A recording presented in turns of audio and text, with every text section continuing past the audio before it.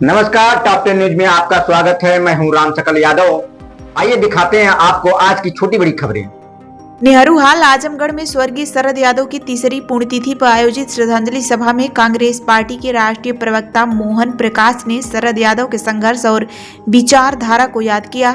सभा को संबोधित करते हुए मोहन प्रकाश ने कहा कि शरद यादव ऐसे नेता थे जिन्होंने स्वतंत्रता आंदोलन के मूल्यों के रास्ते पर चलते हुए दलित, पिछड़ों, गरीबों, किसानों और बेरोजगारों की लड़ाई सांसद से लेकर सड़क तक लड़ी।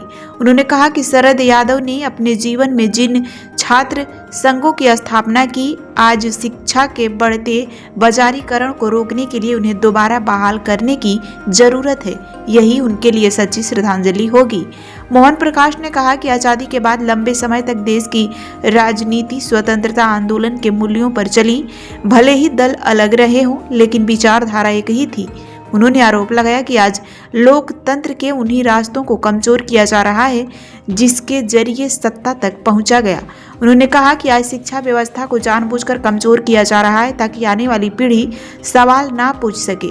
मोहन प्रकाश ने कहा कि अगर इस देश में विचारधाराओं की निष्पक्ष लड़ाई हो तो जनता की असली ताकत सामने आ जाएगी।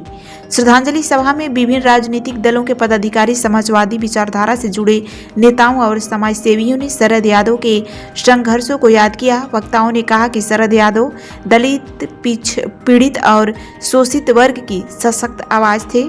उन्होंने संसद में किसानों और कृषि से जुड़े मुद्दों को लगातार उठाया। कई वक्ताओं ने उन्हें परिवारवाद का विरोधी और समाजवाद का मजबूत स्तंभ बताया। कार्यक्रम की अध्यक्षता वरिष्ठ अधिवक्ता वसीरुद्दीन अहमद ने की, जबकि सभा का संचालन राणा प्रताप यादव ने किया।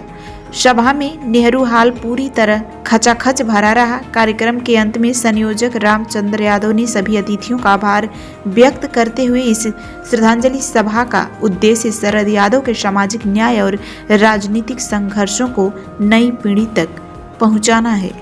क्या कहना चाहिए? तीसरी पूर्ति है। क्या कहना? शरद यादव जो है समाज के दबे कुचलों की आवाज थे। सड़क से लेकर के सदन तक गरीबों के बारे में आवाज उठाने का काम करते थे। चाहे जो बात सड़क पर कहते थे वही बात सदन में कहते थे। वो मूलतः समता मूलक समाज की स्थापना करने चाहते थे और जात नहीं जमात पैदा करना चाहते थे, जात को तोड़ना चाहते थे।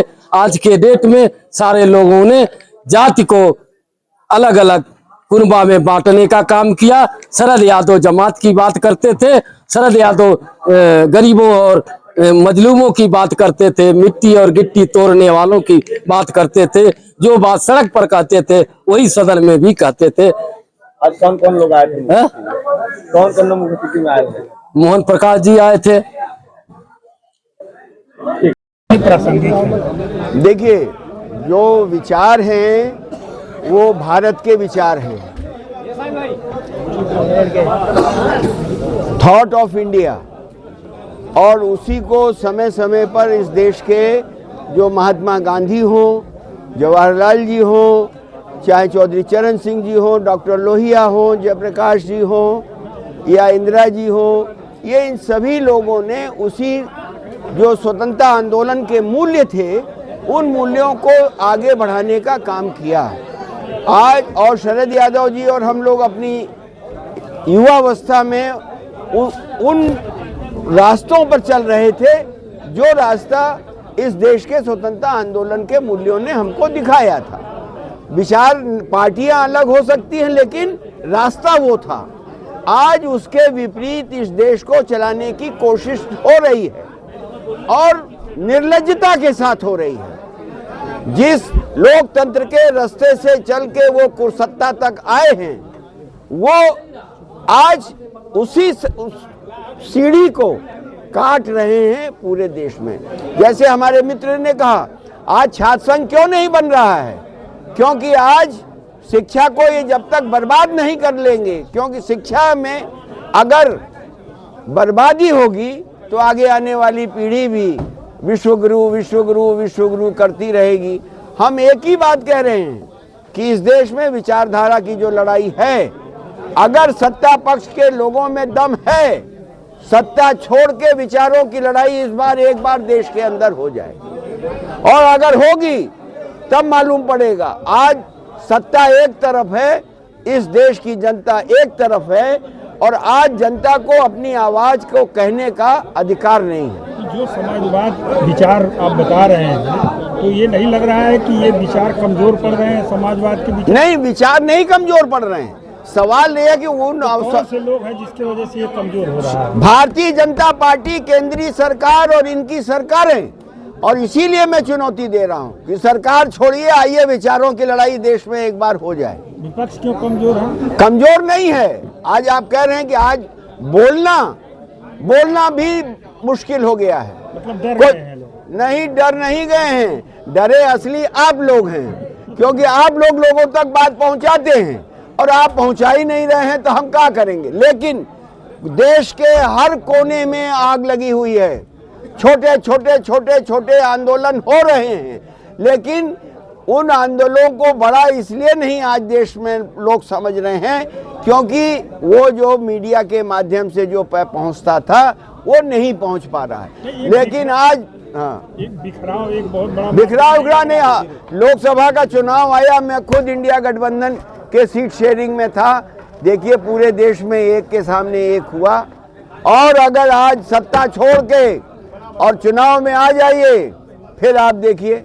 आज बताइए, पहले सुनिए, पहले होर्डिंग लगता था, पैसा खर्च होता था कि ज्यादा से ज्यादा लोग वोटर बने, और आज सरकार का नियंत्रण हो चुका है चुनाव आयोग पर।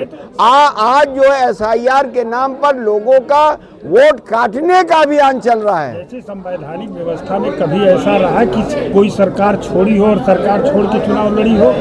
नहीं, वो मैं नहीं कह रहा, लेकिन जो बड़ा गर्व कर रहे हैं कि ये राष्ट्रवाद है, तो वो आवे और लड़े, जिसको कहते हैं। तो लड़ना तो आपको सत्ता के साथ ही पड़ेगा। सत्ता के साथ लड़ेंगे तो लड़के और दिखाएंगे इनको।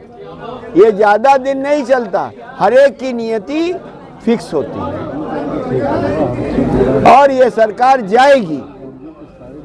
ये जो अत्याचार इस देश में हो रहा है, जिस तरह से समाज का जो सबसे गरीब तबका है, जो मनरेगा से रोजगार पाता था, उसकी रोटी जो छीन रहे हैं, और इस देश में जो गरीब का हाय लेता है, वो कभी भी आगे नहीं बढ़ सकता।